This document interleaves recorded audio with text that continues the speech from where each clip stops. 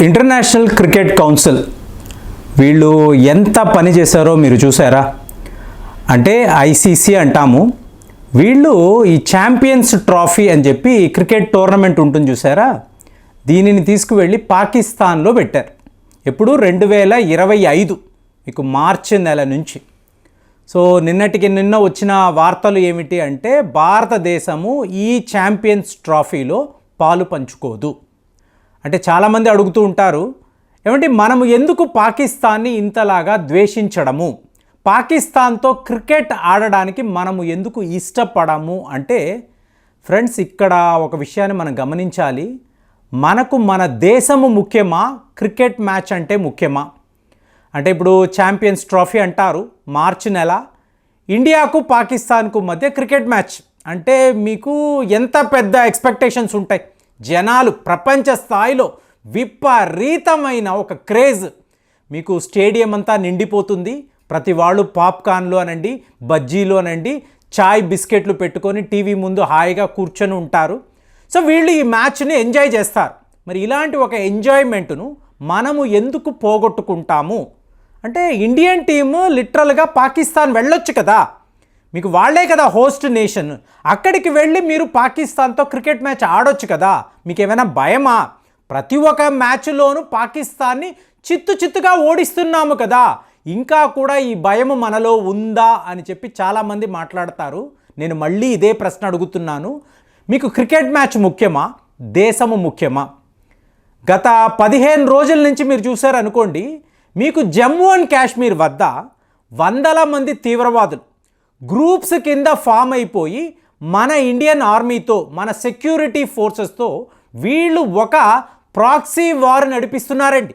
లిటరల్గా అక్కడ ఒక యుద్ధము లాంటి పరిస్థితి. అలాంటిది ఒక తీవ్రవాద దేశము, ఇవాళ ప్రపంచమంతా ఒప్పుకుంటున్న ఒక తీవ్రవాద దేశం.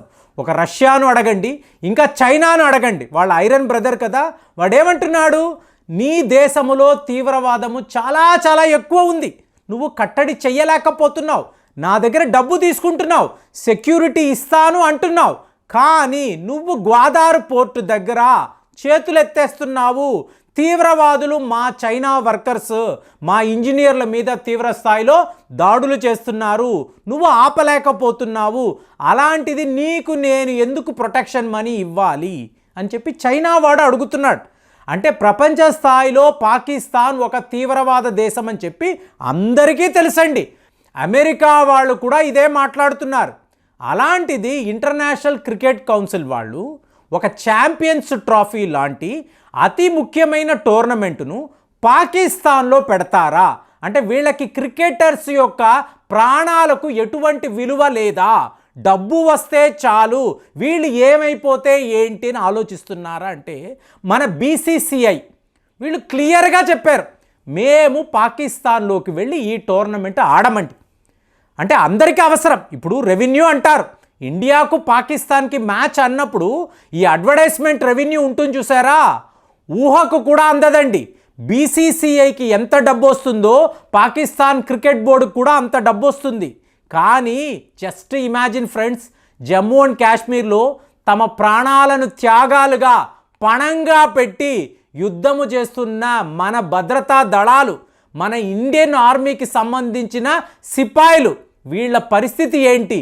ఎంతమంది గాయాల పాలై ఇవాళ హాస్పిటల్స్లో ఉన్నారు, ప్రాణాలకు పోరాటం చేస్తున్నారు. అలాంటి వాళ్ళు వీరోచితమైన పోరాటాలు చేస్తున్నప్పుడు మనము హాయిగా మన ఇళ్లలో కూర్చొని స్టేడియంకి వెళ్ళి ఇలా క్రికెట్ మ్యాచ్లు చూడడము ఎంతవరకు కరెక్ట్? పాకిస్తాన్ వాడికి ఇది ఏమీ కూడా ఉండదండి. భారతదేశము, ఈ ఇండియన్ క్రికెట్ టీము మా దేశానికి వచ్చి ఆడడానికి భయపడుతున్నారండి. మా ఫ్యాన్ ఫాలోయింగ్ ఎంతలా ఉంటుంది అంటే అది చూసి వాళ్ళు తట్టుకోలేరు, కాబట్టి భయంతోనే వాళ్ళు రావడం లేదని చెప్పి నిన్న వాళ్ళు మాట్లాడుతున్నారు. నీకు 100 సార్లు చెప్పాం, నువ్వు నీ తీవ్రవాదాన్ని అరికట్టగలిగేవా, ఆపగలిగేవా అడిగితే ఏంటి, చైనా వాడిలాగే మాట్లాడతాడు. ఏమంటాడు, ఏమండి లైన్ ఆఫ్ యాక్చువల్ కంట్రోల్ దగ్గర జరుగుతున్న ఆ సమరము వేరు, మన వ్యాపారం వేరు, దీనిని దానిని కలపకండి అని చెప్పి చైనా వాడు చెప్తాడు. ఏమండి, ఎక్కడైనా ఇలాంటి ఒక వ్యవహారం ఉంటుందా? ఒకవైపు యుద్ధము, ఇంకొక వైపు వ్యాపారం అని ఎవరైనా చేస్తారా? సరిగ్గా పాకిస్తాన్ వాడు కూడా ఇదే మాట్లాడుతున్నాడు. ఏమంటున్నాడు? అక్కడ తీవ్రవాదము అంటే అది సెక్యూరిటీ ఫోర్సెస్ వాళ్ళు చూసుకుంటారు. ఇక్కడ క్రికెట్ మ్యాచ్ కదా, ఇక్కడ గేమ్ స్పిరిట్ ఉండాలి కదా. మా క్రికెట్ ప్లేయర్స్ ఎవరు కూడా తీవ్రవాదులు కారు, అలాగే మీ ప్లేయర్స్లో ఎవరు కూడా సెక్యూరిటీ ఫోర్సెస్కి చెందిన వాళ్ళు లేరు కదా అంటే శ్రీలంక టీం ఈ మాటలనంతా నమ్మి ఒకసారి పాకిస్తాన్కి వెళ్ళారు. ఏం జరిగిందండి? రోడ్డు మీద తీవ్రవాదులు తుపాకులు పట్టుకొని వీళ్ళని తరిమి కాల్పులు జరిపారు. చాలురా బాబు, ఇక జన్మలో ఈ పాకిస్తాన్లోకి వెళ్ళి మేము క్రికెట్ ఆడము అని చెప్పి శ్రీలంక క్రికెట్ బోర్డు ఒక నిర్ణయం తీసుకుంది. అలాంటిది భారతదేశము మన క్రికెట్ ప్లేయర్స్ నేరుగా లాహూర్ లాంటి గ్రౌండ్కి వెళ్ళి 3 గ్రౌండ్లండి, లాహూర్, రావల్పిండి, కరాచీ, ఇక్కడ మాత్రమే మీకు ఈ ఛాంపియన్స్ ట్రోఫీ క్రికెట్ మ్యాచ్లు జరుగుతున్నాయి. అంటే తీవ్రవాదులు మొత్తము మ్యాప్ పెట్టుకొని షెడ్యూల్ చూసుకొని ఏ దేశం నుంచి ఎలాంటి ప్లేయర్స్ వస్తున్నారు, వీళ్ళని ఎక్కడెక్కడ మనము టార్గెట్ చేసి లేపేయవచ్చు, ఏ హోటల్లో వీళ్ళు బస చేస్తున్నారు, ఎలాంటి సూసైడ్ బాంబర్స్ని మనం పంపించవచ్చు, ఇదంతా వీళ్ళు ప్లాన్ చేశారు అనుకోండి. పాకిస్తాన్ క్రికెట్ బోర్డు వీళ్ళని ఆపగలదా? మీకు పాకిస్తాన్ ఆర్మీ వాళ్ళు వచ్చి సెక్యూరిటీ ఇవ్వగలరా?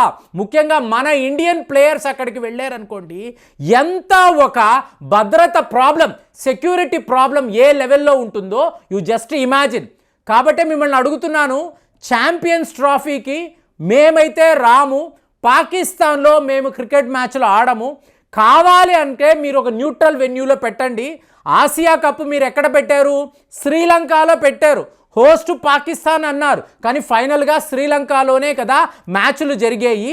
అలా ఒక బంగ్లాదేశ్ అనండి, శ్రీలంక అనండి, యూఏఈ అనండి, అవసరమైతే ఆఫ్రికా దేశాల్లో అయినా మ్యాచ్లు పెట్టుకోండి, మేము రావడానికి సిద్ధముగా ఉన్నాము, పాకిస్తాన్ టీంతో ఆడతాము. కానీ మా ప్లేయర్స్ మాత్రము ఎట్టి పరిస్థితుల్లో పాకిస్తాన్లోకి వచ్చి క్రికెట్ మ్యాచ్ ఆడడం అనేది జరగదు. మీరు సెక్యూరిటీ ప్రాబ్లం అనుకున్నారు, మా సెక్యూరిటీ కాదండి, మా దేశం యొక్క సెక్యూరిటీ, మా జవాన్ల సెక్యూరిటీ. వాళ్ళు అక్కడ పాకిస్తాన్ తీవ్రవాదులతో ఎలాంటి యుద్ధము చేస్తున్నారో మీరు న్యూస్ పేపర్స్ చూడండి, టీవీ ఛానల్స్లో చూడండి.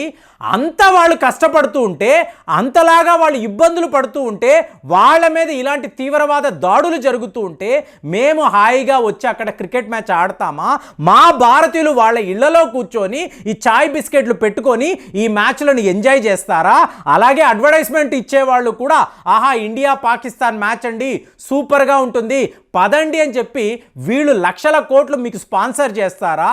ఏం జరిగినా కూడా మాకు మా దేశమే టాప్ ప్రయారిటీ. దీనికి మించిన ఎటువంటి ఇష్యూస్ మా దగ్గర లేవు. ఏ న్యూట్రల్ వెన్యూ అయినా రండి, మేము ఆడతాము, పాకిస్తాన్ మే గెలిచి చూపిస్తాము.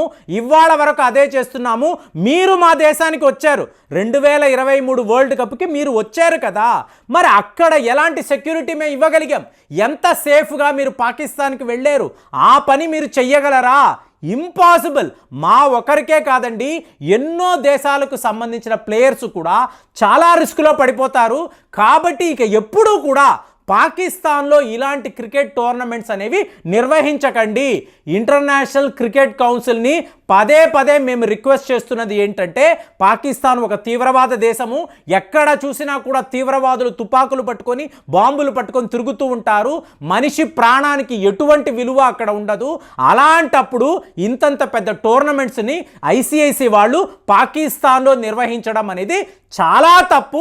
భారత్ అయితే, ఇండియన్ టీం అయితే అసలు అక్కడికి వెళ్ళదు అనేది నిన్న కూడా బీసీసీఐ వాళ్ళు క్లియర్గా చెప్పేశారు. మరి మీరు చెప్పండి, ఛాంపియన్స్ ట్రోఫీకి మనము వెళ్ళమని చెప్పి ఒక నిర్ణయం తీసుకున్నాము. దీని మీద మీ అభిప్రాయాలు, మీ స్పందన ఎలా ఉందో తెలియజేయండి. మళ్ళీ వచ్చే వీడియోలో కలుద్దాం. జై హింద్.